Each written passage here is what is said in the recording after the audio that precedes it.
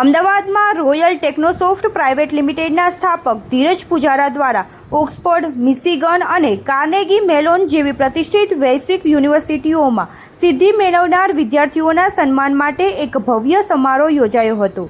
આ વિશેષ કાર્યક્રમમાં ઇન્દિકા ગોએન્કા, ખુશી પુજારા, હર્ષ પટેલ, જન્મય પંચાલ અને ડૉક્ટર બિયાંકા દલવાડી સહિતના પ્રતિભાશાળી વિદ્યાર્થીઓનું સન્માન કરવામાં આવ્યું હતું.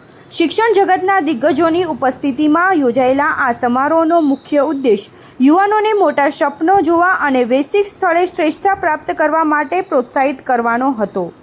મારું નામ ધીરજ પુજારા છે, એલ્યુમિનાઈ ઓફ ધીરુભાઈ અંબાણી યુનિવર્સિટી અને વર્લ્ડ યંગેસ્ટ પ્રોગ્રામરનો ટ્રેનર છીએ અને એમડી ઓફ રોયલ ટેકનોસોફ્ટ, એક સંસ્થા જે મા બાપ વગરના સ્ટુડન્ટને ફ્રી કોડિંગ શીખવાડીને જોબ સુધી પહોંચાડે છે અને ઘણા એન્જિનિયર સેકન્ડ સ્ટાન્ડર્ડથી લઈ અને એન્જિનિયરિંગ સ્ટુડન્ટ્સને આપણે ટ્રેન કરી અને વર્લ્ડ લેવલે ફેસબુક અને ગૂગલ જેવી કંપનીમાં પહોંચાડીએ છીએ.